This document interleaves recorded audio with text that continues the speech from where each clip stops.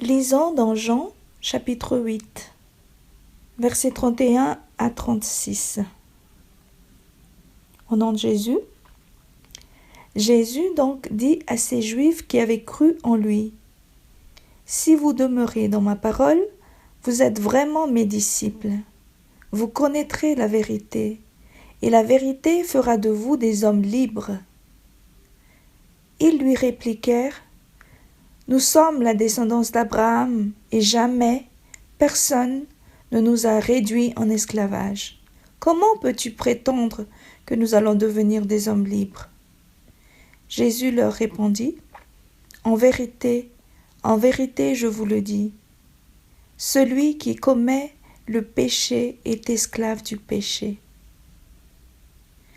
L'esclave ne demeure pas toujours dans la maison. Le Fils, lui, y demeure pour toujours. Dès lors, si c'est le Fils qui vous a franchi, vous serez réellement des hommes libres. »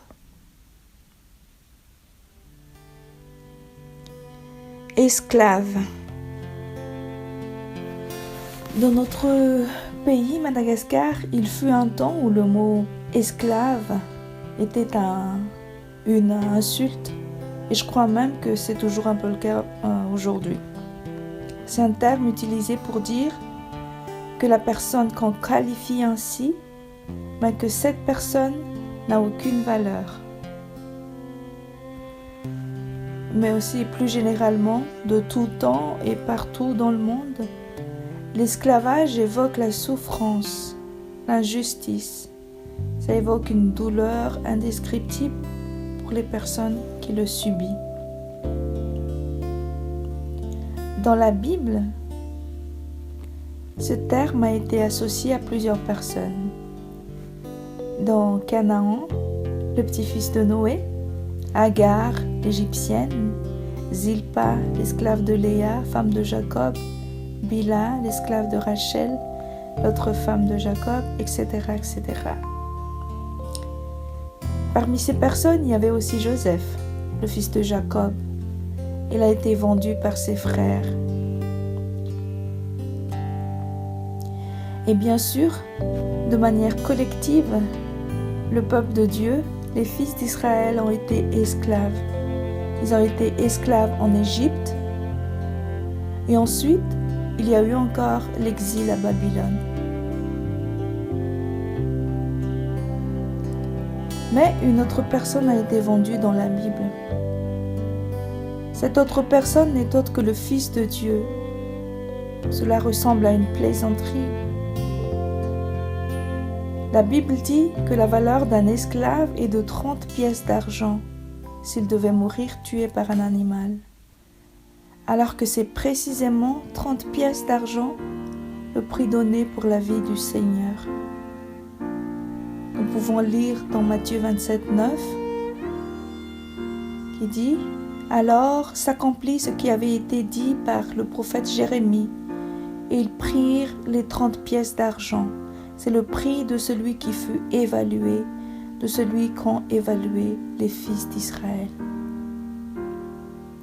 Même le fait de faire cette comparaison, de relier ces idées et ces paroles, est quelque chose qui met vraiment mal à l'aise. C'est honteux. On a honte. Il n'est pas dit que c'est le prix évalué par Judas, non? Mais c'est le prix évalué par les fils d'Israël. Difficile à accepter. C'est très difficile à accepter, mais la vérité, là, c'est nous qui le vendons à chaque fois que nous faisons exprès de pécher. C'est pour nous qu'il est mort. À qui a profité le crime? C'est à nous. C'est à nous qu'a profité le crime. C'est nous qui le vendons quand nous péchons.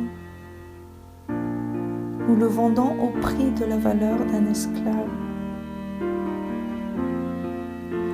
Il y a une façon de penser qui nous enchaîne, une manière de penser qui nous fait croire que c'est permis, c'est ok de pécher et de demander pardon, et de pécher et de demander pardon, et de pécher et de demander pardon indéfiniment jusqu'à notre mort.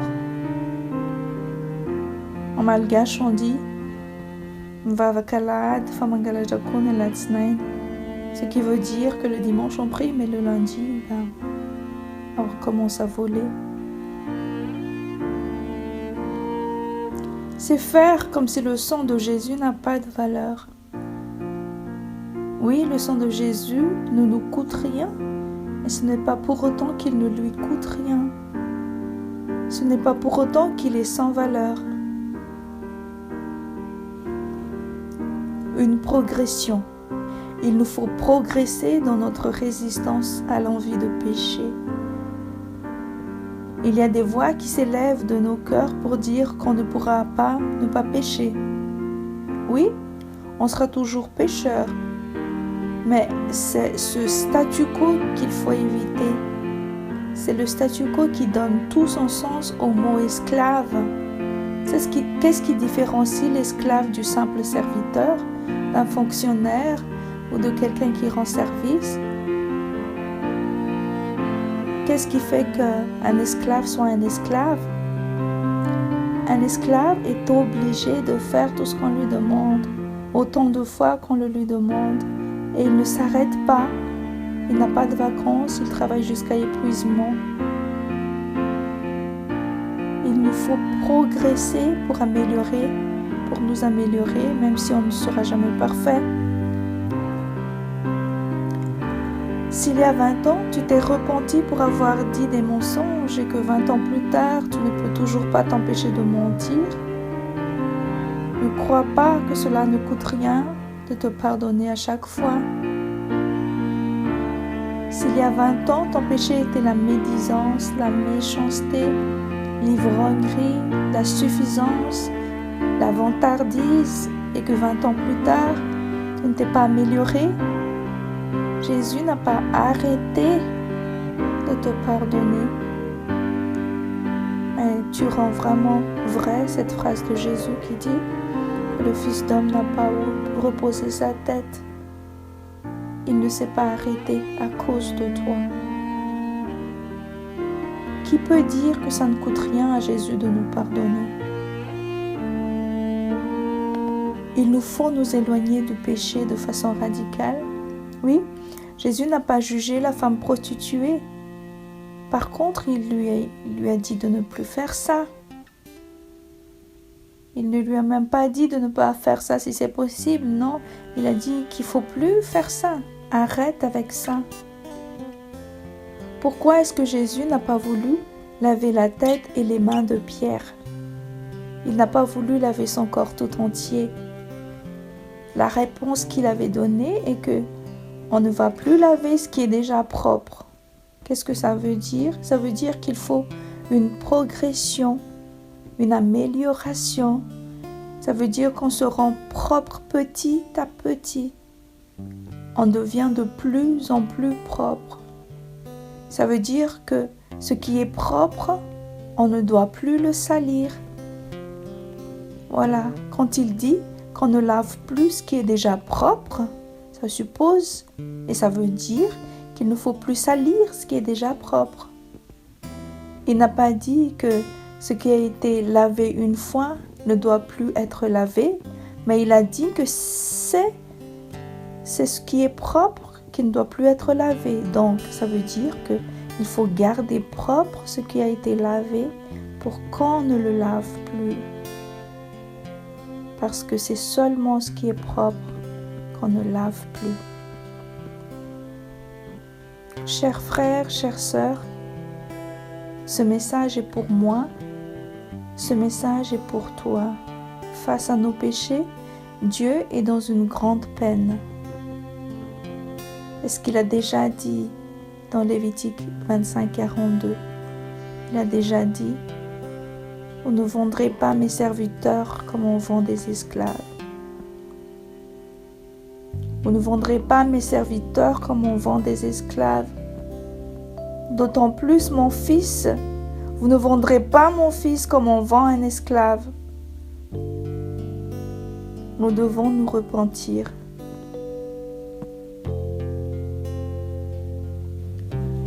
Pour finir, écoutons les paroles de Jésus mises par Dieu dans la bouche du prophète Zacharie et ne faisons pas comme ces personnes qui ont parlé avec Jésus et qui ont dit qu'ils n'étaient esclaves de rien ni de personne, puisqu'ils avaient pour ancêtre Abraham et qu'ils n'avaient pas besoin qu'on les délivre. Voici ce qu'il est dit dans Zacharie 11:12. Nous verrons que ce n'était pas avec le sourire que Jésus est monté sur la croix, mais c'était dans une souffrance et une peine profonde. Lisons-le. Alors, je leur déclarai, « Si bon vous semble, payez-moi mon salaire. » C'est tous les jours que Jésus nous demande de quantifier la place qu'il occupe dans notre vie. C'est grand comment, c'est petit comment, dis ton chiffre, combien d'espace tu me donnes. Payez mon salaire. Si bon vous semble, payez-moi mon salaire. Sinon, laissez-le. C'est un cœur en miettes qui dit ça. Donne-moi un salaire s'il te plaît, mais si tu veux pas, ça ne fait rien.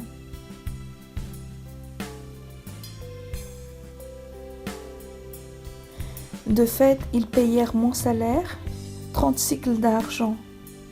Le Seigneur me dit, jette-le au fondeur ce joli prix auquel je fus estimé par eux. Je pris les 30 cycles d'argent et je les jetai au fondeur dans la maison du Seigneur. Jette-le. Il n'y a pas besoin de préciser que Dieu ne veut pas des 30 cycles d'argent comme salaire pour le sacrifice de son fils. Et c'est dans la maison du Seigneur que cela a été jeté. C'est à nos figures, nous qui sommes dans la maison du Seigneur. C'est à nos figures que cela a été jeté et non aux figures des gens du dehors. Cette parole est pour nous. Prions. Père, nous te demandons pardon. Pardon pour avoir abusé de ta bonté, de ta miséricorde. Nous sommes bien conscients que même si tu nous donnes gratuitement ton amour est d'une valeur inestimable. Pardon Jésus d'avoir abusé de ta patience. Aide-nous Jésus. Aide-nous à avancer dans notre marche. Aide-nous à rester sur le chemin. Nous ne pouvons pas y arriver seuls. Nous avons besoin de ton aide. Jésus, éloigne de nous toute tentation. Éloigne de nous tout mal. Que ton esprit nous guide. Que ton esprit nous conseille. Merci Saint-Esprit. C'est au nom du Fils qui a donné sa vie pour nous que nous prions. Merci Seigneur. Amen.